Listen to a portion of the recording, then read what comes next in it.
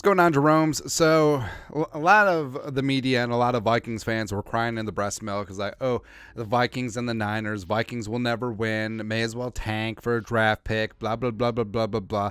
Oh, Kirk Cousins. Oh, Monday Night Football. Oh, all that stuff. Where I feel like the media, well, first off, the media just hates on the Vikings, love pushing their thumb down on the scale. Plus, negativity tends to sell, or they think that it tends to sell. But like, because it caters to the lowest common denominator. And hell, if you were a sports talk radio person and are just transplanted into a random NFL market, just blame everything on the quarterback and you'll probably build a following because people love to do that. Or just blame everything on the head coach and just always being negative, even though that's not realistic. But the whole thing about Kirk Cousins is that, oh, he's Kirko. Oh, he's overpaid. Oh, he's a garbage time stat stuff and quarterback. Oh, that might have been true a couple years ago, but maybe not so much. But the Vikings are 2-4. You are what your record says you are. And the 49ers defense is the best in the league. Oh, they got Nick Bosa. Oh, they got Fred Warner. Oh, they got Hargrave and Armstead and Hufanga and Ward and everyone. They're going to bring the thunder, and Kirko's going to throw 17 interceptions, and the Vikings are going to fall to 2-5, and they become sellers at the trade deadline, and everyone sucks, and everything is horrible, and the stock market's down, and the Rona's back, and inflation is killing things, and the country is terrible. All that stuff. But what happened? USA. USA. That's right. Face. In the face. Right. Kirk Jerome Cousins had a performance for the ages, and frankly, it was the best game I've ever seen Kirk Cousins play. And I've said that before, but this one is legit. Kirk Cousins completed 77% of his passes, 35 of 45, 378, 8.4 yards per attempt, so he was slanging it. 2 touchdowns. The one pick, Ward sort of wrestled away from Addison, but also one of the touchdowns, Addison wrestled it away from Ward, so it's whatever. 0 goose egg D'Angelo Russell sacks, 107.2 quarterback rating, as well as an 80 QBR, which is the highest that he's had in 3 years, something like that. And Kirk was dropping dimes, man. Kirk was just completely dealing, and when he needed a big third down, the Vikings got it, 8-13 on third down, and Kirk was just he was electric. He was dynamite, man. And he did all of that against the best defense in the NFL without Justin Jefferson, the best non-quarterback in the league. It's just absolutely amazing, man. And what's even better is this. So Kevin Patra, noted Vikings hater, writer for NFL.com. Actually, that's not fair. Actually, it's fair. But Kirk Cousins was phenomenal under pressure tonight. The head hurt his teeth just typing that in. But Cousins under pressure, he got heat on 37.8% of his dropbacks. He completed 15-17 for 240, a touchdown, quarterback rating of 138.4. Remember, perfect is 158.3. And 14.1 yards per attempt. As well as completing 88% of his passes, and was just dealing dimes, man. He's actually worse when he wasn't getting pressure. But Kirk, this was a big-time challenge. Again, Kirk had to step up without Justin Jefferson, and the Niners coming in, again, they're pissed off after the Browns game. They still had one of the best defenses in the league. And remember, people say, oh, the Niners were injured. It wasn't the defense. It was Trent Williams, it was Debo, and McCaffrey was allegedly banged up, but he looked pretty freaking healthy to me. But Kirk, he just dealt, man. And he got some love on the old social medias. Big Cat, who's a Bears fan, he's like, oh, Kirk is balling. And then also RG3. So I have to show a lot of respect for RG3. Number one, I think he's hilarious as a college football commentator. He obviously knows the game, but also he's funny and he's himself, which is hard to do on TV.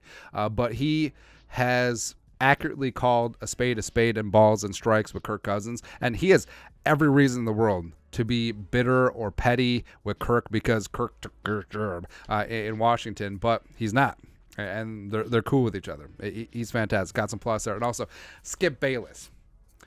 Idiota numero uno. But he put out, without Justin Jefferson, that just might have been the best game I've ever watched Kirk Cousins play. Congrats, sir. You know that you played well when you're actually getting just a modicum of respect from Skip Bayless, who's notably always against Kirk, and because, of course, Kirk played for Washington. Skip Bayless is a Cowboys fan, and obviously Bayless always hates the Vikings and always calls the Drew Pearson the Hail Mary, not the push-off. And every single year he celebrates the Herschel Walker trade with a cake. Actually, that's not true, but it'd be hilarious if he did. Anyways, but why is Kirk playing so well? Creed. Of course it's Creed. That's right. Kirk Cousins, I got to say it, Creed. They played higher again before the game, 2-0 in the Creed era. It's going to be, I can't do the math, 11-0, playoffs, 14, 15, 15-0, playing Creed. Nailed it. There you go. Also, Kirk looks like a state senator who's resigning amidst scandal. I don't know. Like, hey, hold on. So, I know that Kirk's got Nicole sponsorship. Like, could we at least get Homeboy like a Men's Warehouse sponsorship? Because, I mean, Kirk is worth multiple hundreds of millions of dollars if he's worth a penny. We can't get one tailored suit. Come on, man. Come on, bro. Come on. And Kevin O'Connell was very impressed with Kirk tonight. Kevin Seifert, ESPN, who is not Carl Gerbschmidt, go. Kevin O'Connell said that he could talk for a long time about Kirk Cousins, who spoke to the Vikings offense Sunday and implored to turn it loose and meet the moment of facing a top NFL team in prime time. Cousins was locked in, O'Connell said, including audible on second Addison touchdown. Now, that has been a knock about Kirk. It's because it's like, oh, does he not have the ability to audible? Because Kirk said something about not checking out of a play against the Eagles week 2 last year in the Netflix documentary. But, I mean, Kirk was active at the line of scrimmage. He audibled half a dozen times that I saw at least, and he was getting into the right play, and he was making big-time throws on third down and moving the chains and keeping the Niners offense on the sideline. Now, we're picking nits here, but would like to close those 2 red zone drives with touchdowns as opposed to field goals, but is what it is. And Kirk quietly has been playing fantastic this year. I know that people blame him for the fumbles and not protection, and people blame him for the interceptions and not the drops or deflections, but Kirk has been fantastic this season.